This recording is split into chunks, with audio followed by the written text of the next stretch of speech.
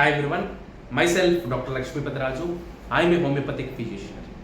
Winter start అయిపోయింది.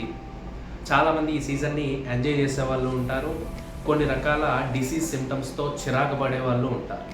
అయితే ఈ వింటర్ సీజన్లో ఎక్కువగా కనిపించే ప్రాబ్లమ్స్ చూసుకుంటే రెస్పిరేటరీ ప్రాబ్లమ్స్, శ్వాసకోశ వ్యాధులు అంటాం. అందులో ముఖ్యంగా దగ్గు, ఒక ఇరిటేషన్ తెప్పిస్తూ ఉంటుంది. దగ్గు కంటిన్యూ వస్తూ ఉంటుంది. ఈ దగ్గు చాలామంది అలోపతి మందులు వాడితే ఓకే తగిన వాళ్ళు ఉంటారు. బట్ హోమియోపతికి వచ్చే వాళ్ళు ఎన్నో మందులు అలోపతి వాడేసామండి, అసలు తగ్గట్లేదు. జ్వరం వచ్చింది, దగ్గు స్టార్ట్ అయింది, జ్వరం తగ్గిపోయింది కానీ దగ్గు తగ్గట్లేదు, ఇలా చెప్పేవాళ్ళు చాలామంది వస్తూ ఉంటారు.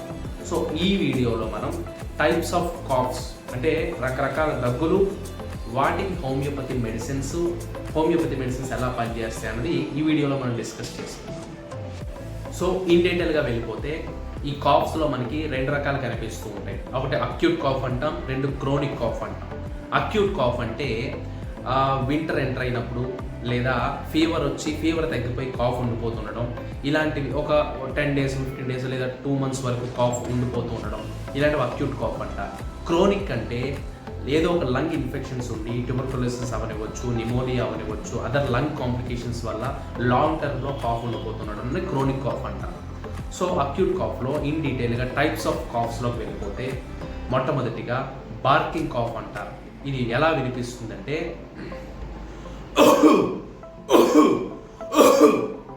ఇలా ఈ టైప్ ఆఫ్ కాఫ్ కనిపిస్తూ ఉంటే దాన్ని బార్కింగ్ కాఫ్ అంటారు. దీనికి డ్రోసెరా అనే హోమియోపతిక్ మెడిసిన్ చాలా బాగా పనిచేస్తుంది. ఇంకా నెక్స్ట్ వచ్చేసి టిక్లింగ్ కాఫ్. ఇది గొంతులో ఇరిటేషన్, దురద వల్ల వచ్చే దగ్గు అనమాట. ఇది ఎలా వినిపిస్తుందంటే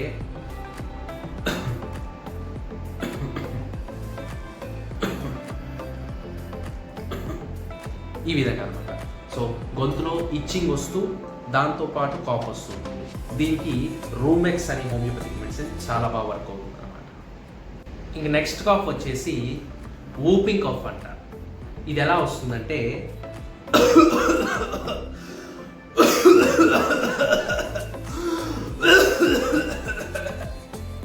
ఇలా ఈ విధమైన కాఫ్ వస్తూ ఉంటుంది.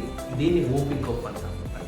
దీనికి స్పాంజియా అనే మెడిసిన్ చాలా బాగా వర్క్ అవుతుంది.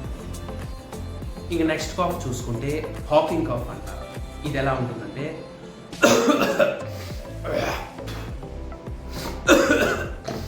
అలా అంటే దగ్గుతూ కాఫ్ అన్నది స్ఫూటం అన్నది గొంతులోకి తీసుకుంటూ ఊస్తూ ఉంటారనమాట. ఇది ఒక టైప్ ఆఫ్ కాఫ్ చాలా మందిలో మనం చూస్తూ ఉంటాం. దీనికి కాకస్ క్యాక్టీ అనే హోమియోపతిక్ మెడిసిన్ చాలా బాగా పనిచేస్తూ ఉంటుంది అనమాట. ఇంకా నెక్స్ట్ చూసుకుంటే స్పాస్మోడిక్ కాఫ్ అంటారు. ఇది ఎక్కువగా చిన్నపిల్లల్లో కనిపిస్తూ ఉంటుంది. అంటే ఏంటి అంటే దగ్గుతూ వామిటింగ్ చేసేస్తూ ఉంటారనమాట.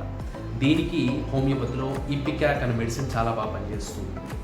నెక్స్ట్ చూసుకుంటే పెరాక్సిజమ్స్ అంటారు. అంటే దగ్గు కొంతమందికి ఇలా 1 time వచ్చి ఆగిపోతూ ఉంటుంది. దీనికి కాల్కేరా కార్బ్ అని చెప్పి హోమియోపతిక్ మెడిసిన్ చాలా బాగా యూజ్ అవుతుంది. కొంతమందికి 2 పెరాక్సిజమ్స్ అంటారు. ఇలా 2 times వస్తూ ఉంటుంది. దీనికి పల్సటిల్లా అనే మెడిసిన్ యూజ్ చేస్తూ ఉంటారు. ఇంకా కొంతమందికి 3 పెరాక్సిజమ్స్ వస్తాయి.